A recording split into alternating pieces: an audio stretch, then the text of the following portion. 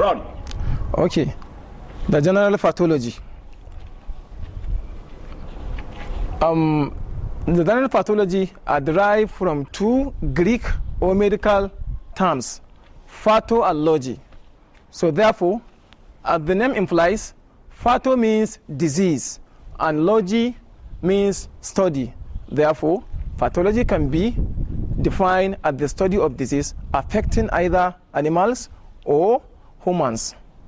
A takaice da Hausa idan muka ce pathology muna nufin an samo shi ne daga wasu kalmomi guda biyu, wato medical words ko kuma the two Greek words aka samo su suna nufin patho means disease, ma'ana cuta kenan ko cututtuka. Allogy means study. So therefore in muka hada su, pathology na nufin the study of disease, ma'ana ilimi ne ko karatu ne na cututtuka. Shi kuma wannan abubuwa ilimi da karatu na cututtuka ya kunshi abubuwa da yawa a cikin shi, ba abu ne ba dan kadan, abu ne babba wanda ya kamata a ce duk wani ɗalibi na lafiya ya san su kuma sannan ya amfana da su. Wato wannan cuta za ta iya kama ko dabbobi ko kuma dai mutane, and that's why we said it can affect either animals or humans. Wannan shine a takaice da Hausa cewa ilimi ne karatu ne na cututtuka da suke kama dabbobi ko kuma dan adam, a takaice kenan. Then we have terms used in general pathology. Wasu 'yan kalmomi ne masu matukar amfani da muhimmanci a cikin general pathology.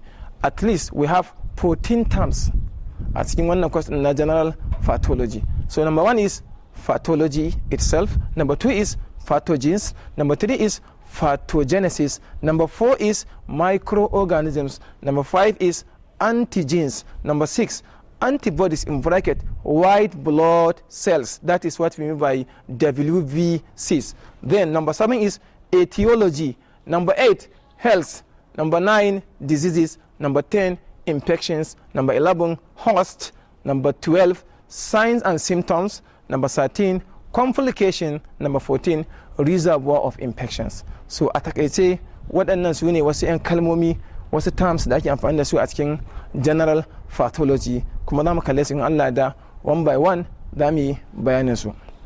Okay, number 1 is pathology. Kamar yadda dama na faɗa tun a farko cewa pathology can be defined as the two Greek words combined together to make one sentence or one meaning. Patho means disease and logy means study. So therefore, pathology can be defined as the study of disease. Ilimi ne, karatu ne akan cututtuka da suke kama dabbobi ko kuma dan adam, ma'ana mutane, shine a takaice. Then pathogens. Okay, number 2 is pathogens. Kamar yadda shi ma these pathogens are two medical terms or two medical words or two Greek words combined together to make a complete sentence or to make a one sentence. So patho means disease and gens means producer. So anything that can have the ability to produce something is what we mean by genes. So therefore, pathogens can be defined as anything or any substances or materials that can have the capability, ability to produce or to cause disease or infection to human being or animal. Ma'ana, pathogens wasu abubuwa ne ko kuma wasu halittu ne wanda suke da ƙarfi ko ikon sakawa ɗan adam ko kuma dabbobi cututtuka, su ne muke cewa pathogens, shikenan in a short. Then number 3 is pathogenesis. Pathogenesis. So this pathogenesis and pathogens are almost the same, amma suna da wani dan bambanci dan kadan. So pathogenesis means the method or the process of producing of a disease. Wata hanya ce wanda take bi kafin cutar ma ta kasance cewa ta bayyana kanta da kanta is what we mean by pathogenesis. And again, under this one we have to take care of something like idan ka ce cuta, so ya kamata a ce ta yi undergoing wasu stages, ma'ana an wasu matakai wanda kafin ta bayyana kanta a fara ganin alamominta before it shows or identify itself on the part of the body. So therefore it must have to undergo that or those stages. Like we have primary stage of a disease, we have secondary stage of a disease, and then we have the tertiary stage of a disease. So kowace cuta ta duniya tana da wasu stages kuma levels wanda ya kamata a ce ta fara undergoing kafin har ta fara bayyana da kanta a gane cewa abu kaza na damun wannan ko kuma cewa ya kamu da cuta har ma ta fara bayyana shi ko ga likita ko ga mutane ko ma ga suwaye. So this one is starting by pathogenesis, ma'ana the process or method whereby the disease must undergo or must follow before it identify itself on the part of the body. Then number 4 is microorganisms.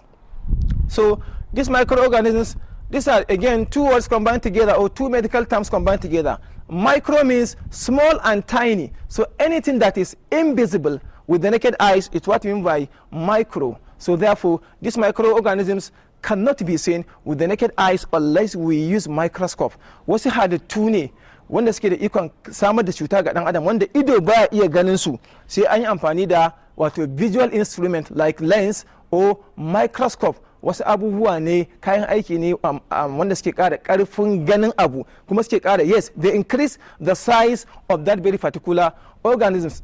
Suna kara mai girma maimakon girman shi, so suna magnifying like 10 times 10, suna kara girman abu ne kamar 10 times 10 ta yadda za a iya ganin shi under pathological examination. Misali in ana so a gane cewa cuta na damun mutum asibiti, za a ɗau sample ɗin shi na blood ko urine ko mucus ko saliva or any other body fluid ko kuma tissue ɗin shi ma, domin a yi a examination a gwada shi domin a gane cewa me ainihin abin da ke damun shi. Kun ga kenan cewa wannan microorganisms they are too small, they are too tiny, kankantar su ta kai a ce ido zai iya ganin su, so ba a ganin su da ido, amma kuma ana ganin su ne with the aid or with the help or with the use of a microscope. So as such, microscope can be defined as a visual instrument whereby it magnifies an object so that the object can be seen clearly for pathological examination. So these microorganisms, they include bacteria, virus, fungi, algae and protozoans, and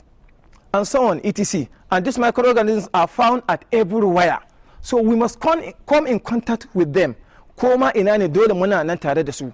They are present in the body, in the air, in the dust, in the water, and then in the food we eat. That's why personal hygiene is very important for an individual to protect itself from having this type of diseases. Then number 4 is antigens. When you say anti means against, then genes means producer. So if you combine these 2 words together, it will give you antigens. Antigens, these are foreign bodies or foreign substances which, when introduced into the body, can stimulate the production of antibodies, thereby confers immunity to the recipient. Ma'ana in muka ce antigens, wasu kwayoyi ne ko wasu abubuwa ne wanda ake zuba wa dan adam domin a stimulating a tsikari antibodies garkuwar jikin shi domin ta fito ta yaƙi da wannan cututtukan da suka shigo jikin dan adam, shine muke cewa antigens, ma'ana kwayar cuta. So disease can serve as antigen, like a drug can serve an antigen. So any foreign material,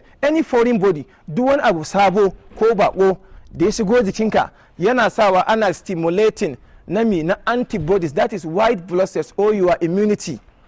An gane ko? Or your immunity shine muke nufi da garkuwar jiki ta jikin dan adam wanda take kare dan adam daga cututtuka. To a takaice muka ce antigens, ma'ana wani abu ne bako sabo wanda zai shigo jikinka, wanda in ya shigo jikinka zai sa a samar da waɗannan antibodies ɗin garkuwar jiki domin so that they can fight, so that they can defend your body against infection or disease, don su kare jikinka daga kamuwa daga waɗannan cututtukan. So then number 6 is antibodies.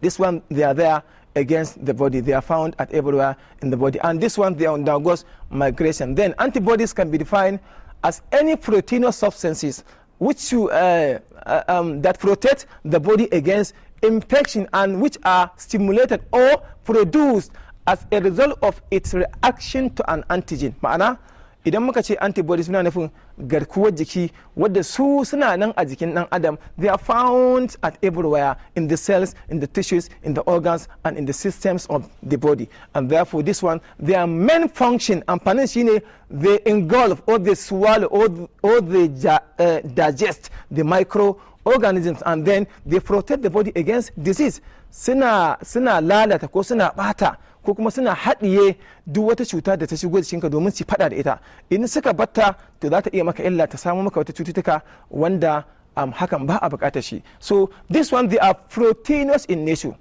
So that's why anything proteinous in nature is an antigen.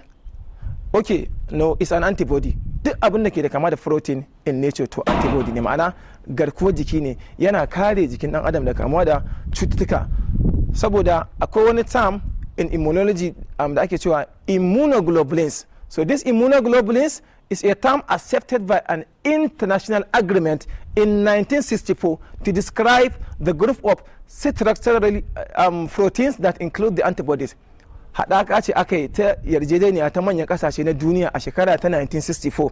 Aka tattauna cewa kuma a gano cewa any food or anything that includes the protein is an antibody. Duk abin da yake da ɗauke da protein to wannan abin antibody ne, yana ƙara ƙarfin garkuwar jiki, sannan suna kare mu daga cututtuka. So that's why they are called white blood cells. They are also called immunity. They are also called body defense mechanism. Sojojin jiki, garkuwar jiki wanda take kare dan adam daga kamuwa da cututtuka. If you can see, ana samar da antigens ta hanyoyi da dama. Wasu suna da nasu naturally, and then other people have to undergo artificial insemination of antibodies.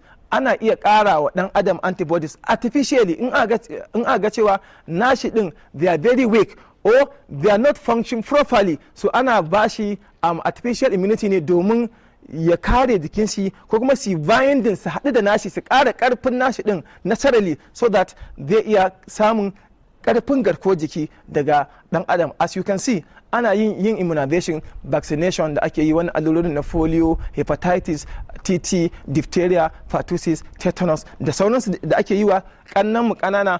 Ana ƙara musu ne antibodies domin a stimulating na antibodies in jikinsu ne, so that for future use in the time. Then we have etiology as number 7. Etiology simply means the cause of a disease. Abin da ya haddasa wata cuta shi da ake cewa etiology. So as you can see, every disease has its cause. According to Robert Koch, he's one of the great microbiologists that contributed towards the development of microbiology as well as investigation on microorganisms. He said that yes, we have Koch's postulate theory. The number one theory is that he said that microorganisms are responsible for every case or cause of a disease or infection. So duk wata cuta da ta kamu da kai, akwai involvement, akwai occurring na microorganisms.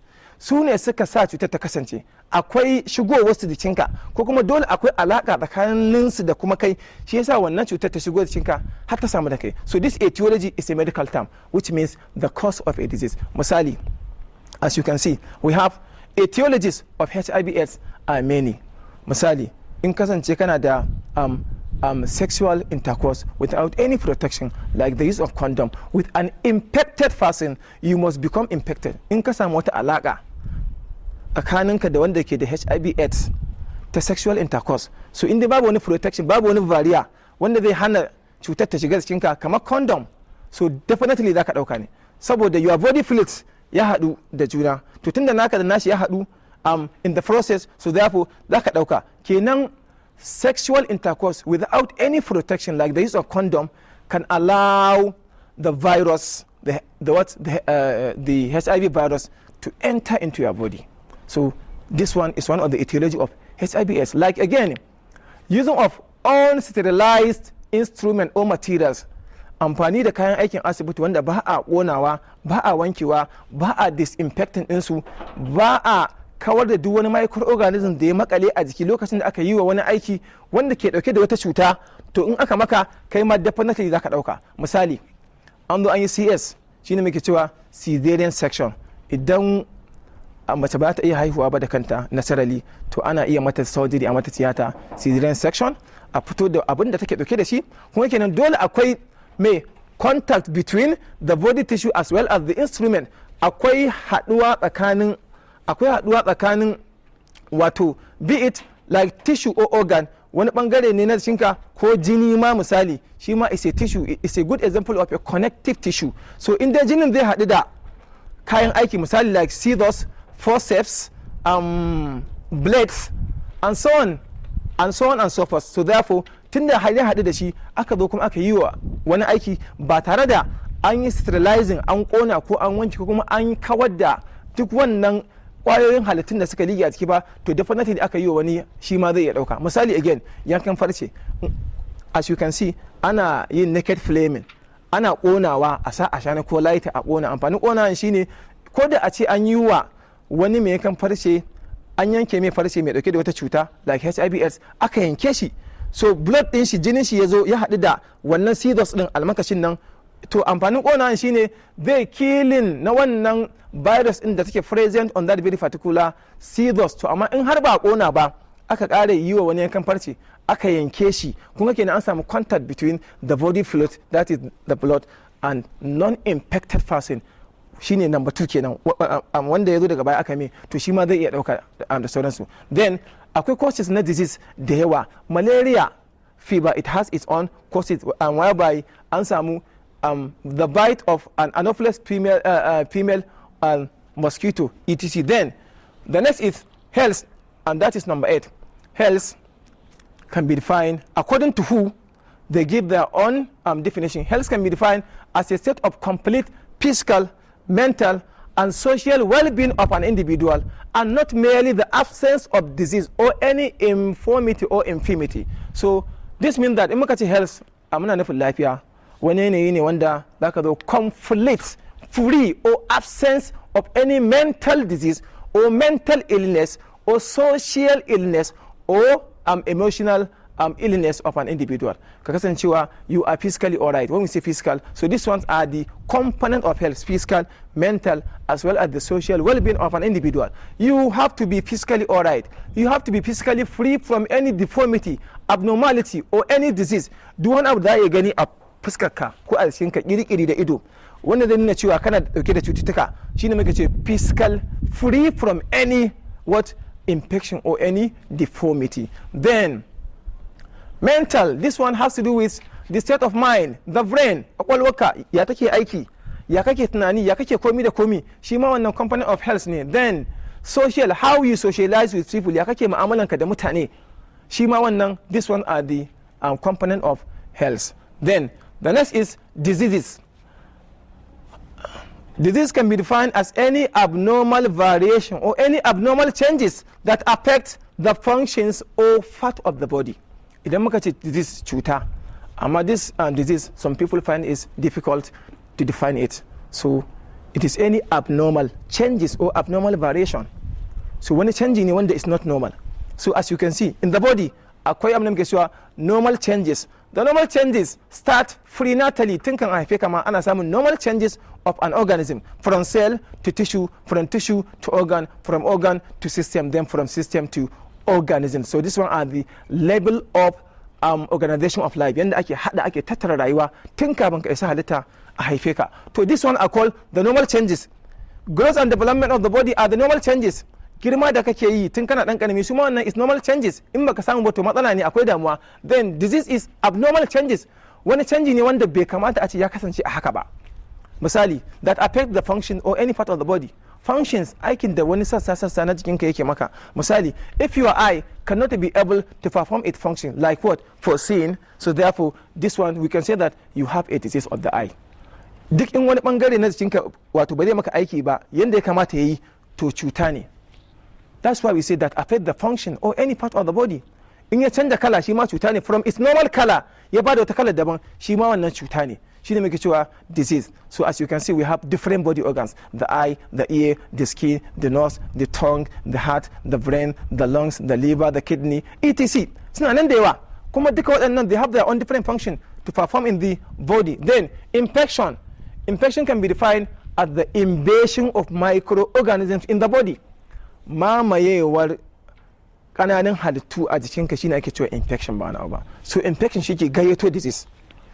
In aka ce an samu invasion na microorganisms sun mamaye, sun rufe wani bangare na jikinka, to definitely za ka iya kamuwa da cuta. Saboda wannan mamayewan nasu shi ke ba da wani abnormal reaction or abnormal changes, whereby zai iya gayyato cuta sai ta dame ka. To a takaice muka ce infection means mamayewar kananan halittu such as the bacteria, the virus, the fungi, the algae, and the protozoans in or on the body.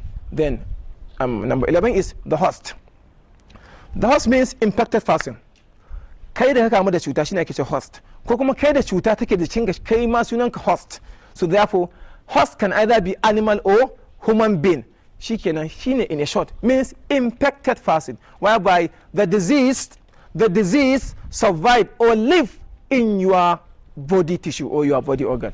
Then number 12 is signs and symptoms. So these ones are very important. When we say signs, these are two words. Signs means any visual features or any physical features whereby can be identified by the health personnel or by the doctor is called signs. Wani alamomi na rashin lafiya wanda likita zai iya gani ko wani zai iya gani maka a jikinka iri-iri shine ake cewa signs. Misali, the skin rashes, change of color of any part of the body, shi ma wannan signs ne. In color wani organ na jikinka ya canja, shi ma wannan signs ne. Kuraje na jiki signs ne. Inflammation or swelling, kumburi a jikin dan adam, shi ma wannan duka signs ne gaba daya. So alamomi ne wanda wato ido zai iya gani. But the symptoms is an opposite of these signs. The symptoms cannot be seen with the naked eyes. Shi kuma symptoms, these are the clinical features whereby they cannot be seen with the naked eyes unless otherwise explained by the patient or a client or a sick person. Wasu alamomi ne wanda likita ba zai gansu da ido ba, sai dai a auna ko kuma shi mara lafiyan ka rika tambaye shi yana faɗa maka, like headache, ciwon kai, ba ganin ciwon kai da ido, amma shi mara lafiyan yana iya jin ciwon kai, like joint pains, ciwon gaɓoɓi, ciwon gaba na jikinka, shi ma ba a gani, amma shi mara lafiya zai ce maka ina jin ciwon gaba, ina jin ciwon kai, ina jin ciwon ciki da sauransu. So shi yasa ma akwai organs inda they are internal organs na cikinka ne wanda ba a ganin su ne, unless otherwise sai dai a amfani da scanning ko x-ray ko kuma dai duk wani abu under examination, kamar liver, lungs, kidney, ba a ganin su da ido. Amma in cuta ta same su ana iya a gane through investigation, ko kuma in shi mara lafiyan ya gane cewa ya samu wasu canji a jikin shi, to zai iya yi wa likita bayani. To a takaice shi ne ke cewa symptom. Then number 13 is complication. So complication, shi kuma wannan complication can be defined as a process whereby if a disease is left untreated, it can lead to complication of that very particular disease, or a disease that occur from acute to chronic. Misali, in muka ce complication muna nufin idan aka gaza ko kuma idan ba a yi treated din cuta ba a yi maganin ta ba, to tana iya haifar da abin da ma ya fi cutar na baya. Misali, kamar dental caries ko cavity, kogon haƙori. Idan mutum yana da kogon haƙori, mun ga san cewa dai bacterial plaque shi ke kawo shi, microorganisms. Then with time, that is 18 months. To idan har ba a yi maganin kogon haƙori ba, kaje aka maka filling, either permanent or temporary filling, to wannan ciwon haƙorin ko kuma kogon haƙorin zai iya leading to tooth extraction har sai an cire haƙorin. Kun ga ba haka aka so ba. Yanda ake so shine in ya kamu da kogo, to aje a cike maka wajen, ka rika yin bacci lafiya lau, ciwo zai daina maka, sannan kuma an yi saving din haƙorin, ba za a samu tooth loss ba za a rasa wannan haƙorin ba, kai ma kuma an taimake ka, ba a cire ma haƙorin ka ba, saboda duk wanda za a sa maka bai kai natural one ɗinka ba. An gane ko? To this one is called the complication. Misali, like the malaria, if left untreated, it can lead to cerebral malaria. That's affecting the cerebrum na kwakwalwarka. Shi yasa za ga wasu suna zazzabi har suna susucewa, suna sambatu da sauransu. So wannan is one of the complication of malaria. Then akwai malarial impregnancy da sauransu na masu dauke da juna biyu, su ma wannan akwai hanyar da ake bi a treating ɗinsu. Then if left untreated, it can lead to disease inda kuma ba a bukata, wanda kuma ya fi na ba illa. The last one is reservoir of infection. Guri da inda cuta take samu ta zauna ko ta makale a jikin nan adam. So this reservoir infection can be defined as a place or a habitat of infection whereby it lives and survive there, obtaining food as a parasite as well as causing harm to that very particular host or that very particular individuals. Akwai halittun da suke zaune a jikinka suna cutar da kai kuma suna karuwa again daga abincin da kake ci, wanda ka ci za su samu su masu ci abinci su girma su komi da komi, sannan kuma su rika producing wani toxins, wani abu wanda zai iya damaging ɗinka, zai iya kawo maka matsala, zai iya sa maka cututtuka.